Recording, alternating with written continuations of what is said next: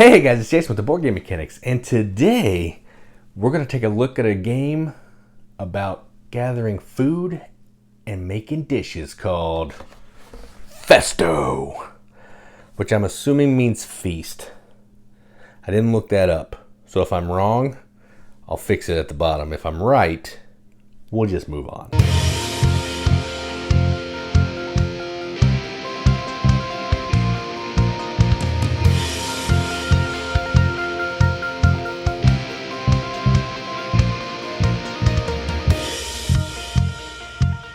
Festo is a 2 to 5 player game from Game Brewer, which is a company from Belgium.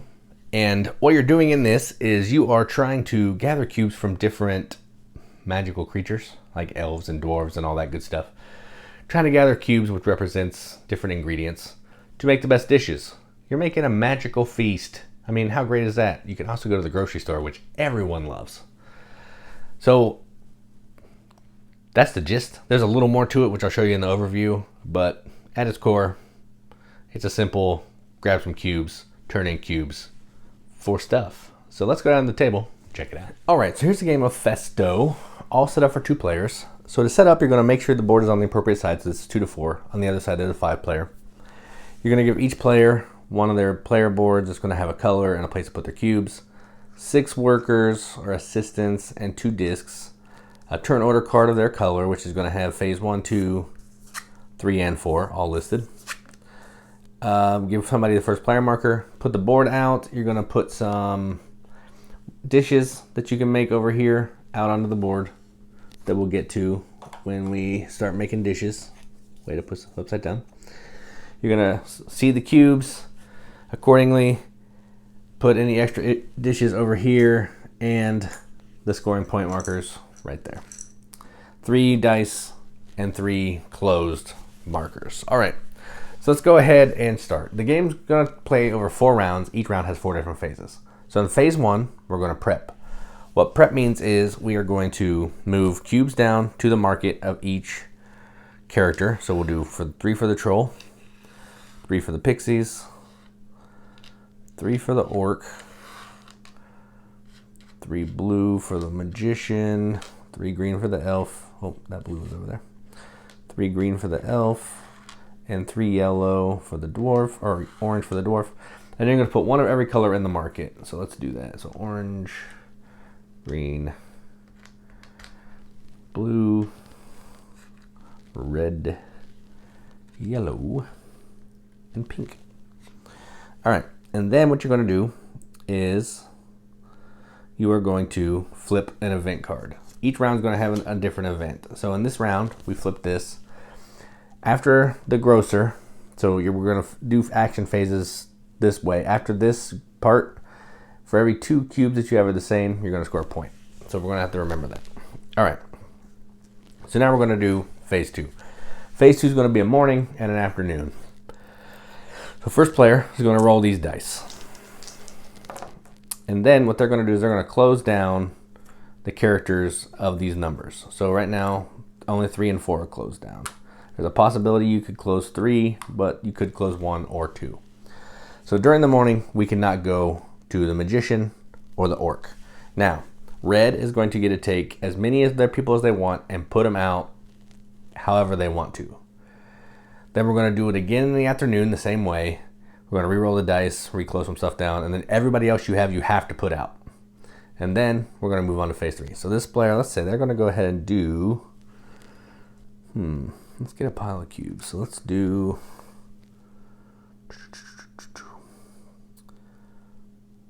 I'm going to go 1 here. And I'll do 1 here and 1 here. And that's all they want to do. They only go to blue. They get to do the same thing. You can go anywhere anybody else is. You just can't go to the X's. They're going to go, let's see. They really want to go to red. So they're going to go 1 to there. And they'll go 2 here. And that's it. All right. So that's morning. We're all done with morning. So now first player is going to do the thing again. They're going to roll. And they're going to close off these people. So 1, 4, and now 6 is closed off. And then they have to place all the rest of their people. So they're going to do that. So let's go ahead and go there. And then blue will, let's see, they will go, see what dishes they want to make. Can't really see the colors that well because I'm blind. So let's do, they'll go right there. Why not? All right, so that's the end of phase 2. Then what we're going to do, we're going to go to phase 3. Phase 3, we're going to activate the locations and use our meeples. So we start with the troll and we go to the grocer. So that's what we're going to do. So we'll take all these off too because these are done. All right, so when you're at the location, you have a couple options. If you have the sole majority, you can take all your workers back and then take all of the cubes. If you have one person here, after you've taken a cube, you can then take the special ability. And if you happen to have anybody left, then you can just take a random cube from the market. So I'm actually not going to use the ability here because I want to take 3 pink cubes. So I take the 3 pink cubes, I use my 1 character, and it comes back home. All right, then we come to the yellow. I think I'm going to do the same thing.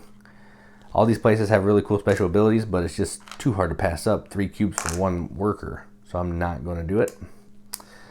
All right, and then red has some decisions. What do they want to do?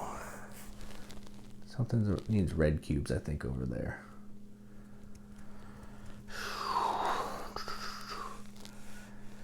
Oh man! All right, I'm just gonna go ahead and take them all back and take all 3. I'll take all 3 of these. Blue is going to take 2 of them. So they're going to take 2 green ones because they didn't take all their people back. Now they have 1 person here so they can use the ability. At this space, they can cash in 1 of their cubes for 2 other ones, and they're going to do that. So let's do yellow, 2 yellows. And then what they do is they take that meeple back here. Then they're over here. They can take 1, they'll take 1 orange. And then they can use the ability here. That's going to let them put discs out to start getting a majority at a location. They're going to go to blue. They'll take this one back. And then over here at the grocer, whoever has the most here becomes first player. If it's a tie, it stays. So then it's going to get, you're going to go in turn order to pick, and you get to take up to the number of workers that you have of the same color. So we each have 1, so we can each take 1 disc. If blue had 2, they could take blue of, or 2 of 1 color. So in this case, red will just take, let's do a green. And then, oh man, I really wanted that green. I'll actually take a pink. So then we take our workers back. All right, so that's the end of phase 3. Easy. All right, then we're gonna go to phase 4. We're gonna be able to make dishes. There's an advanced variant that I'm playing. It's called the Magical Dishes, which when you make dishes, you're gonna get a special power. I'm not gonna play that.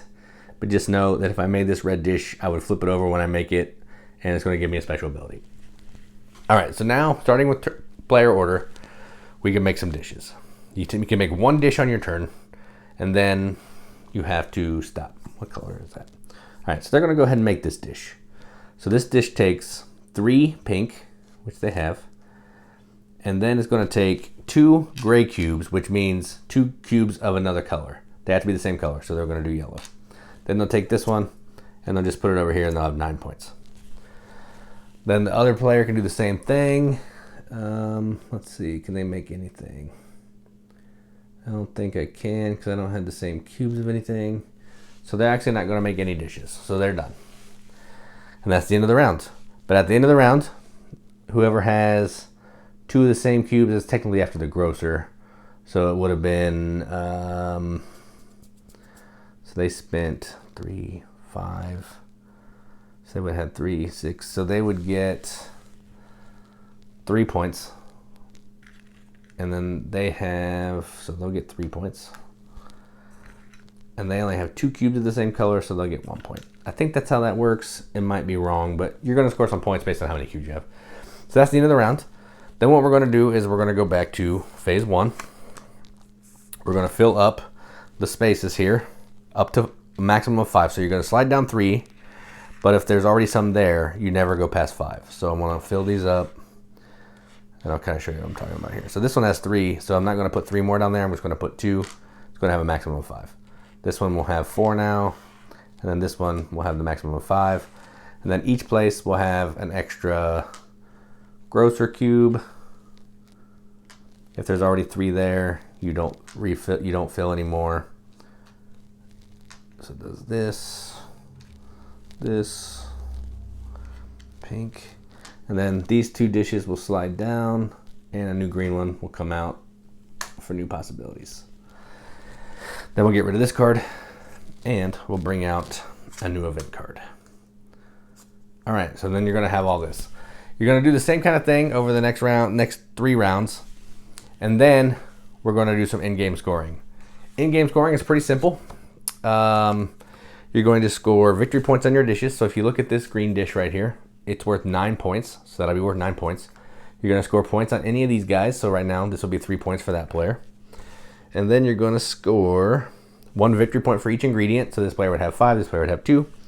And then number of different dishes, which is something that I didn't explain. So if you look up here on the right, you're going to get bonuses for how many different dishes you've made. So if you make 1, 2, 3, 4, 5, 6, if you make all 6 of these dishes, you're going to get, I think that's 21 points. 21 points. But right now, if this player made 1, they would get, I think that's a one extra bonus point. So you're trying to make the most different types of dishes that you can so you can get the most points. And that's the gist of the game. So yeah, I'm not going to talk about it too much more down here. Let's go up to the top and we can talk about it some more. All right, well, that was Festo. First off, before I even get into how the game plays, I just want to say this game is gorgeous. I love the colors. It's so bright.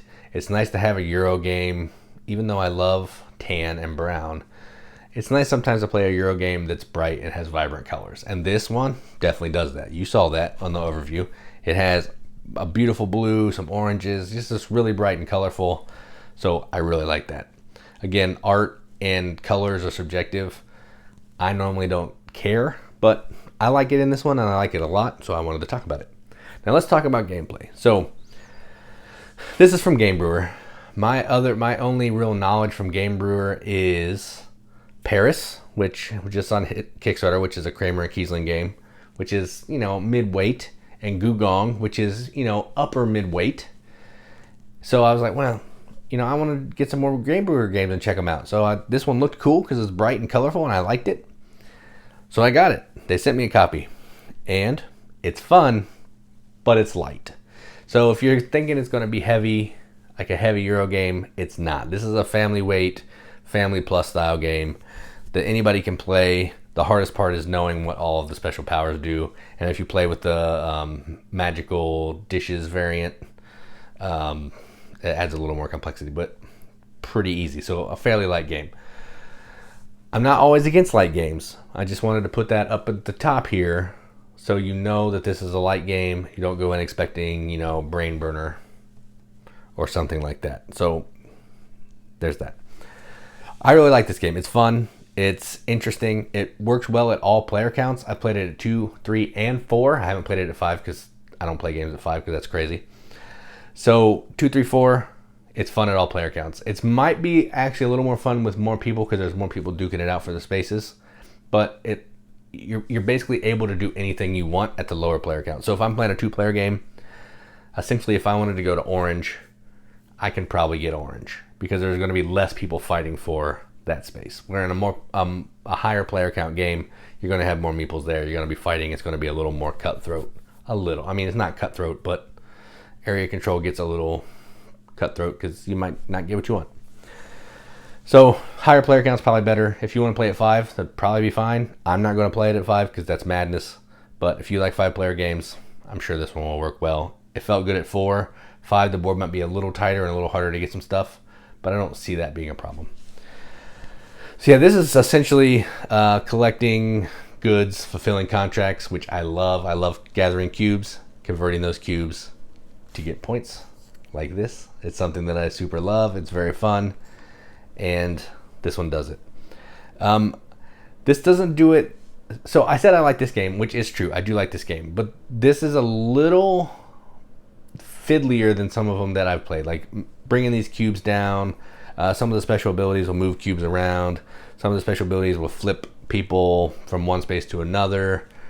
So it's just, there's more stuff going on that I like in the setup phase. Like if I'm going to do an area control game, I don't want to have to go to this space and then think later that, you know, someone's going to boot themselves down where I had a majority, I'm not going to have it anymore. I don't like that, which is why I don't play a ton of area control. I know that's probably in every area control game, but I don't love it. So that would be the one issue I have with this, is it just feels a little fiddly to me with some of the maintenance that you're doing. And again, it's not huge. It's not like you're spending 3 hours doing the maintenance. It's like a minute. But still, it's just more than I want to do for as light of a game as this is. So, production's off the charts. The gameplay is fun. It's light. It's easy to teach. The rule book's like 3 pages. Well, it's a whole bunch of pages because it's different languages. But for English, it's like 3 or 4 pages. Everything's laid out clearly. The morning phase, the afternoon phase is really cool because you're going to be blocking off different spaces that you're not going to be able to go to. So if you want them and they're open, you go to them now. Or if they're closed, you maybe hold off some guys and hope that the die doesn't roll again. Cool game. I like it. I'm probably not. I don't think it might be one that I would keep because I have other games that do the same thing. But I do like it, and I'll play it if someone wants to. So yeah, that's Festo from Game Brewer. I'm Jason with the Board Game Mechanics, and as always, keep gaming.